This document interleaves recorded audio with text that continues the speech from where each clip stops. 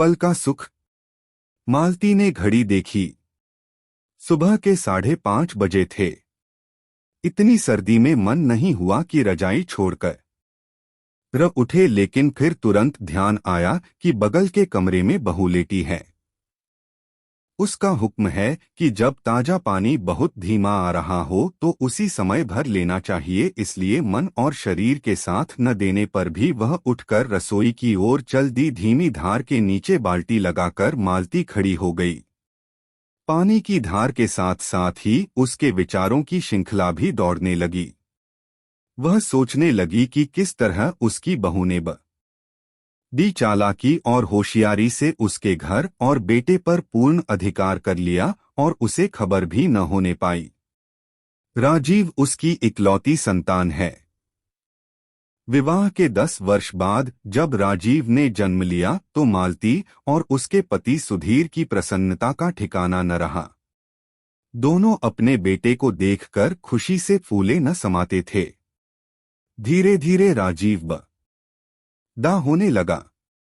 जब वह स्कूल जाने लगा तो मालती के आंचल में मुंह छिपाकर कहता, माँ, मैं इतनी देर तक स्कूल में तुम्हारे बिना कैसे रहूंगा, मुझे तुम्हारी याद आती है। उसकी भोली बातें सुनकर मालती को हंसी आ जाती। स्कूल में और भी तो बच्चे होते हैं राजू, वे भी तो अपनी मम्मियों को छोड़कर आते हैं, लौट आते होंगे। उनकी मम्मियां उनसे प्यार ही नहीं करती होंगी। अच्छा, तो क्या दुनिया में आपकी मम्मी ही आपसे प्यार करती हैं और आप अपनी मम्मी को कहकर मालती प्यार से राजीव को अपने आंचल में समा लेती।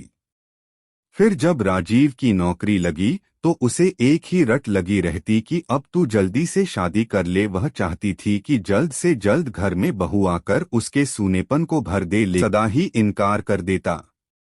जब मालती के लाए सभी रिश्तों के लिए वह मना करता गया तो उसे कुछ शक हुआ।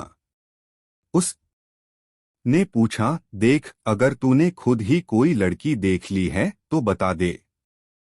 मैं बेकार ही बहू ढूंढने की परेशानी उठाती फिर रही हूँ। बेटे ने कोई बात उससे छिपाई थी, पर क्षमा करने का अद्भुत गुण भी था उसके भीतर।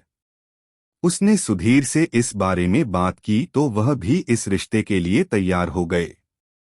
आखिर राजीव और ऋचा का विवाह संपन्न हो गया। राजीव के विवाह के बाद मालती की प्रसन्नता का ठिकाना न था। ऋचा का स्वभाव भी ठीक था। मालती का जीवन बड़े ही शांतिपूर्ण ढंग से कट रहा था कि तभी सुधीर का हार्ट फेल होने से देहांत हो गया। खुशियों की उम्र इतनी छोटी होगी उसने सोचा भी न था। बेटे के प्रेम में वह कब पति को भूल गई थी, इसका अनुभव उसे सुधीर से बिछड़ने के बाद हुआ। व्याकुल होकर वह सुधीर की एक एक बात याद करती। उसे याद आता, सुधीर हंसकर कहा करते थे, हर समय बेटा भू के आगे पीछे घूमती रहती हो, कभी 2 घड़ी मेरे पास भी बैठ जाया करो, ऐसा न हो कि बाद में पछताती फिरो। मालती उन बीते हुए क्षणों को लौटा लेने के लिए विकल हो उठती, मगर अब यह संभव नहीं था।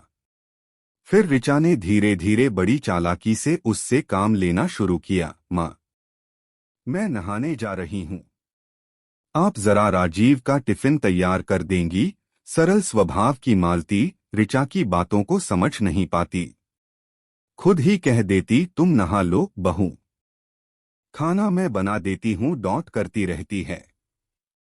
जब से राजीव का प्रमोशन हुआ है तब से वह काम में अधिक व्यस्त रहने लगा है। मालती को बेटे से कोई शिकायत नहीं है, बस है तो केवल यह दुख की जो बेटा बचपन में उससे एक पल भी दूर नहीं रह पाता था, आज उसी के पास उससे बात तक करने का समय नहीं रह गया है।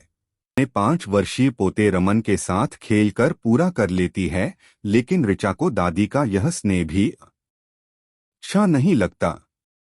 जिस घर के बनने पर उसने पति का हाथ थामकर गृहस्वामिनी बनकर प्रवेश किया था, आज उसी घर में उसकी स्थिति एक नौकरानी जैसी हो गई है। माँ, तभी ऋचा ने उसे आवाज दी और वह अतीत की यादों से वर्तमान में लौट आई। उसने घबराकर पानी भरना छोड़ चाय का पानी गैस पर रख दिया। ऋचा का मायका उसी शहर में होने के कारण वह कभी अपने घर रहने नहीं जाती थी।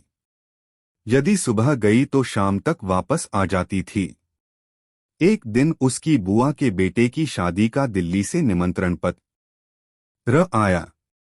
ऋचा ने राजीव से कहा तो राजीव बोला, मैं तो नहीं जा पाऊंगा, तुम रमन को लेकर चली जाओ। ठीक है, फिर मेरा 2 दिन बाद का रिटर्न टिकट भी यहीं से करा देना।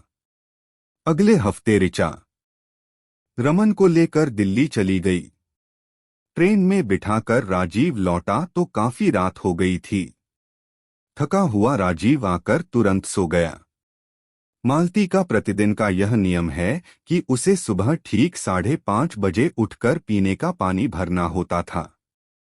अगले दिन सुबह उसी समय उसकी आंख खुल गई, लेकिन फिर उसने आराम से रजाई में मुंह ढक लिया। दोस्तों, आपको कहानी कैसी लगी कमेंट बॉक्स में जरूर बताएं। जो चैनल पर नए हो प्लीज सब्सक्राइब कर दे। तो आज कहानी यहीं खत्म करते हैं, अगली कहानी में फिर से मिलेंगे। धन्यवाद।